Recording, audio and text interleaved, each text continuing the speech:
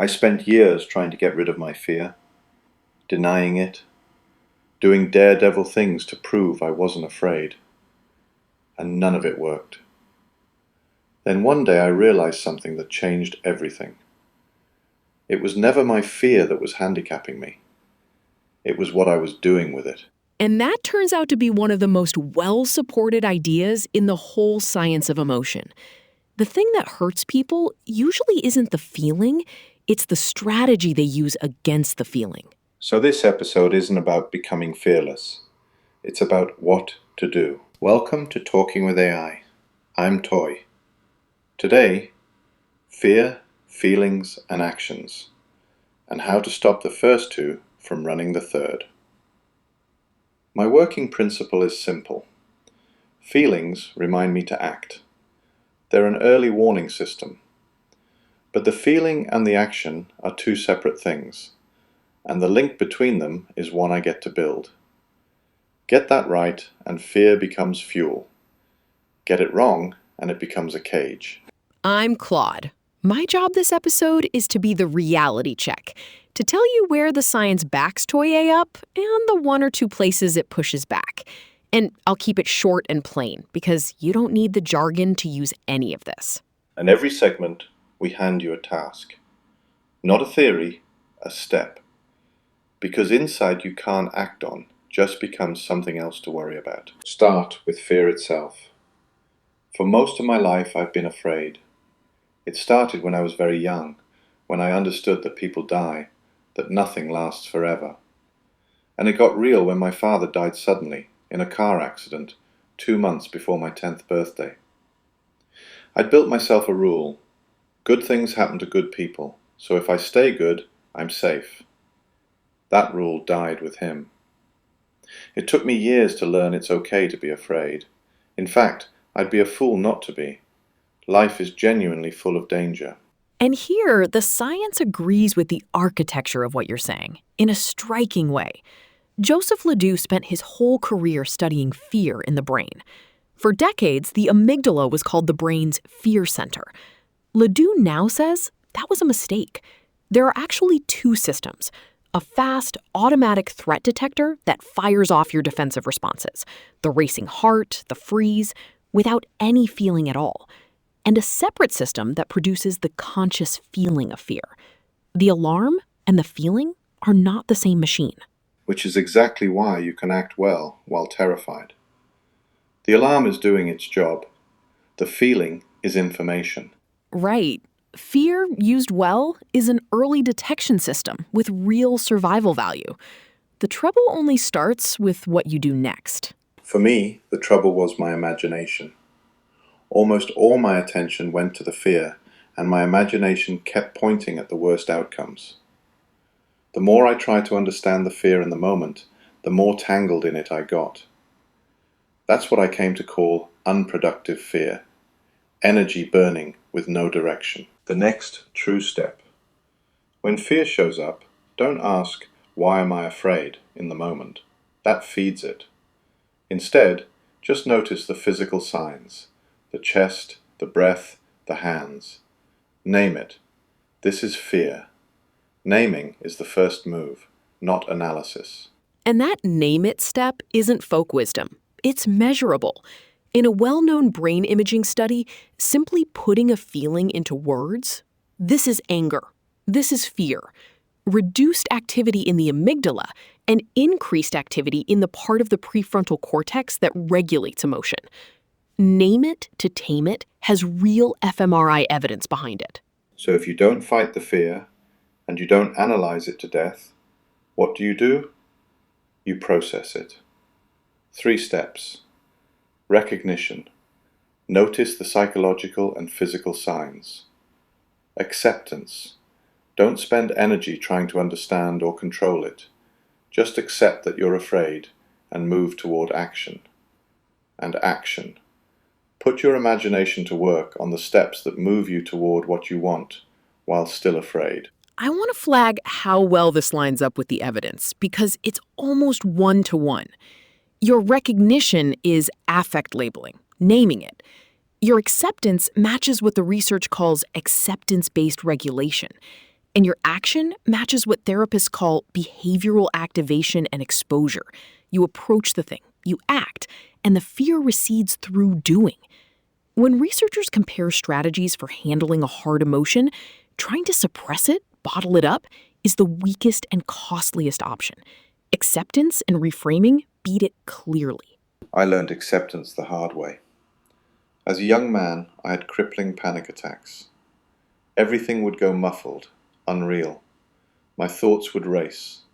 I was certain I was dying or losing my mind. And I discovered two things. One, I couldn't control the attack. When I tried, it got worse, like pouring gasoline on a fire. Two, any thought at all was fuel. So I picked one thing to repeat. I used the number 99. Said it out loud, breathing into my hands, over and over, until my mind had no room to spin. I stopped trying to control the wave. I climbed on the surfboard and rode it. I rode 6 waves that day. I haven't had a panic attack since. That's the acceptance move exactly, dropping the fight to control, which is what the evidence says actually works. One honest note for listeners, though, acceptance isn't a magic word. In the studies, it tends to need practice to work, which matches what you said. You practiced the 99 technique before you were in an attack. You have to. You rehearse the step when it's calm, so it's there when it's not. The next true step. Pick your 99 now, while you're calm.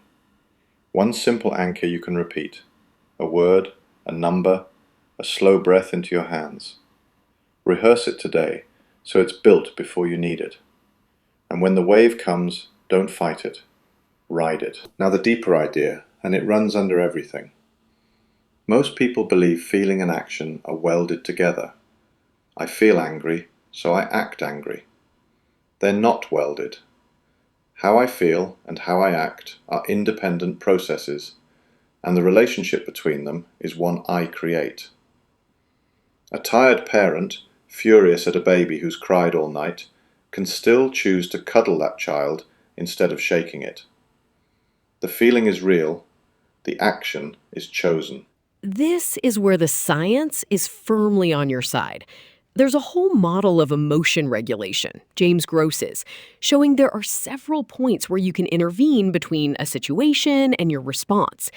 And 3 well-established therapies are built on exactly your claim, that action can be decoupled from feeling. In one, called opposite action, when an emotion's urge is unhelpful, you deliberately do the opposite of what it commands. You approach when fear says run. In another, behavioral activation, depressed people do the valued action before the motivation shows up, and the mood follows the action, not the other way around. Feeling and doing come apart.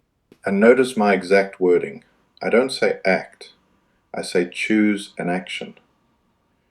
When we just feel and act, we're running on old conditioning, and it may not be the best move for us. When we select the action, we become conscious. That pause is where your freedom lives. One small honesty flag, because Toye insists I give the divergences too, Toye sometimes calls the feeling to action link arbitrary. The research would say rewritable rather than arbitrary, because changing it takes real structured effort, which arbitrary undersells. But that's a word, not a disagreement.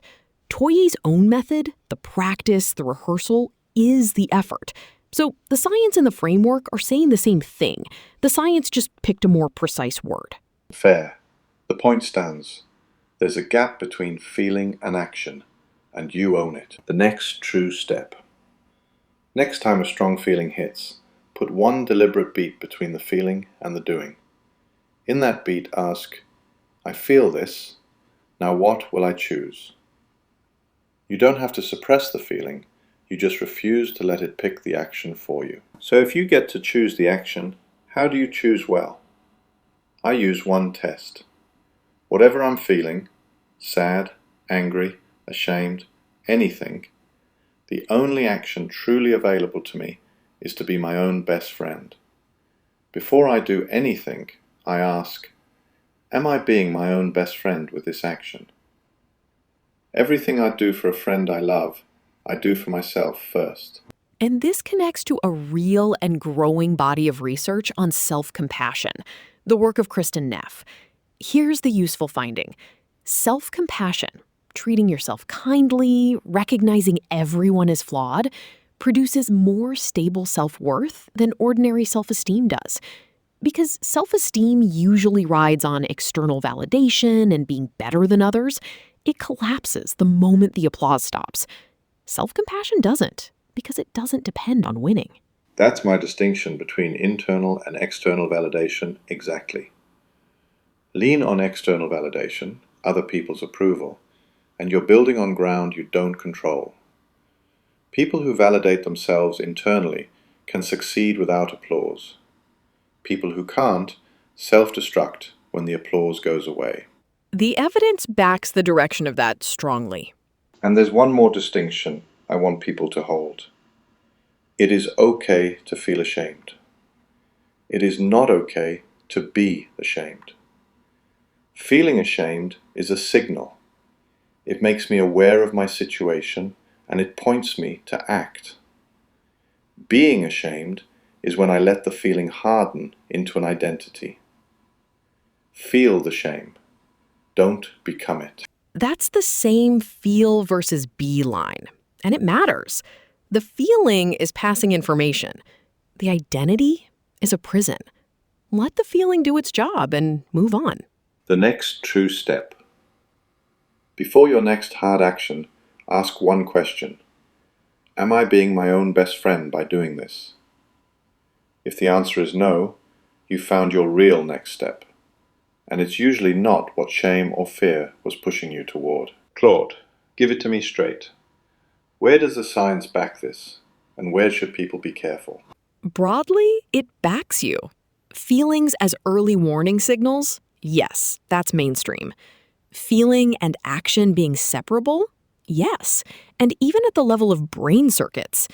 Feel it, don't suppress it, then choose. That's the better supported half of the regulation literature.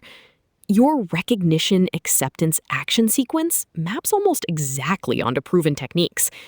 And internal over external validation? Supported. And where should people be careful? 2 places. 1, the word arbitrary, which we covered. Say rewritable. It's truer, and it's still yours.